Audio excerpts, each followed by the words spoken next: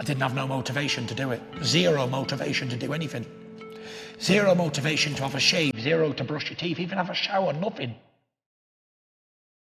I can't tell you in words how I felt, how down I was. When you lose control of your own mind, you're in a bad place. I just wanted to show the world that if mental health could bring somebody as big as me and as strong as me and, the stereotype heavyweight champion of the world to my knees, then it could bring anybody to the knees. And I thought to myself, if I can show the world that you can come back from it and to get back in shape and get back to the top, then anybody can do it. I knew something was wrong with me my whole life. Growing up as a child, I'd feel a loneliness even when I was with other people. I wasn't a confident character what you see today. I was a very shy, reserved, skinny little whippet kid. I was always told that I couldn't do stuff and I'd never do anything, I'd never achieve anything. So that made me worse, basically.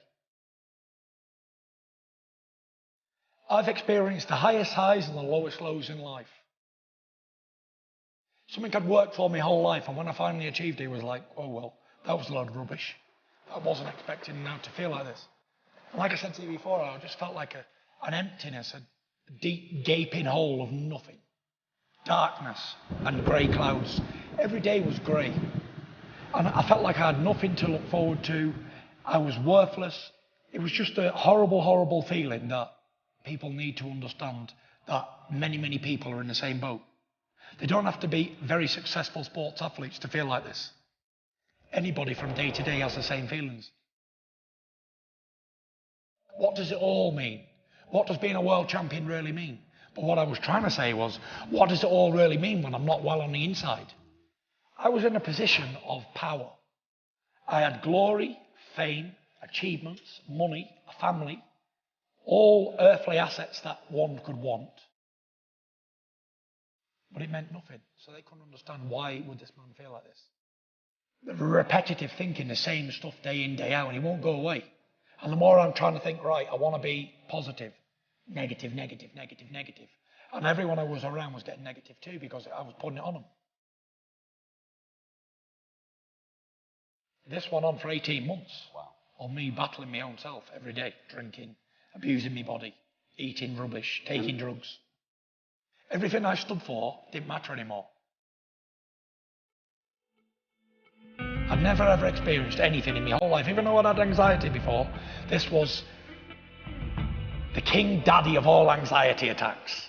I was so sure I was going to die, but nothing mattered. I didn't care. All I wanted was atonement for my sins.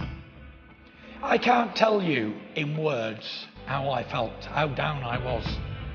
When you lose control of your own mind, you're in a bad place. And it's a silent killer. It's almost like carbon monoxide poison. You can't smell it, you can't taste it, you can't feel it, but you're down. The way I explain mental health is you bottle up and bottle up and bottle up and then it just explodes. You can't bottle anymore. And that's when you're having your bad times.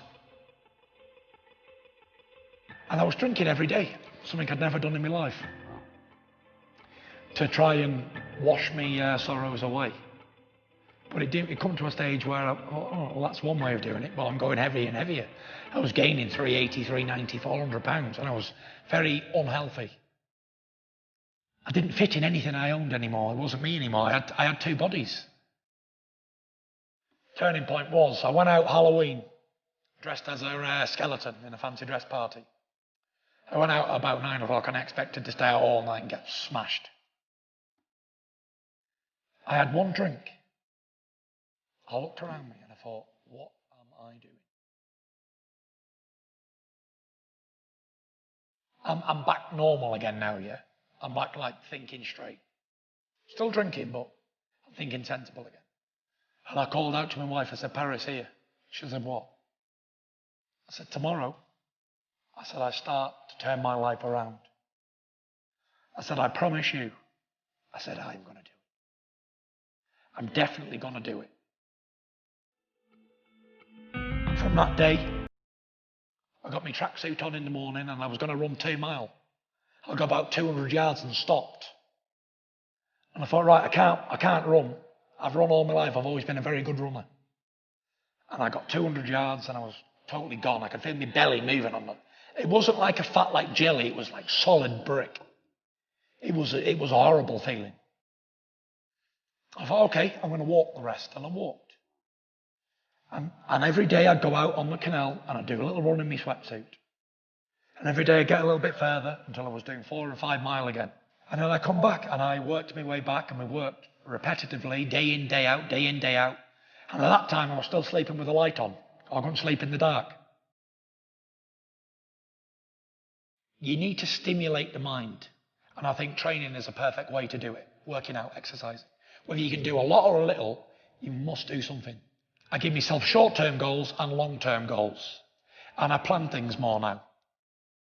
Where if I'm just not got anything on the horizon, I tend to wander and my mind goes AWOL. But when I've got something on planned and I've got things going and I want to do this, this and this, even if it doesn't have to be big things. It can be small, tiny goals, what mean something to you as a person, as an individual. I'm very, very sure that working out and having a routine in your life is the answer for mental health problems. I want you to know that every day for 2 years was very grey and dark for me. But it will come back great again. You will have sunshine days again. Rose-coloured days warmed by the sun.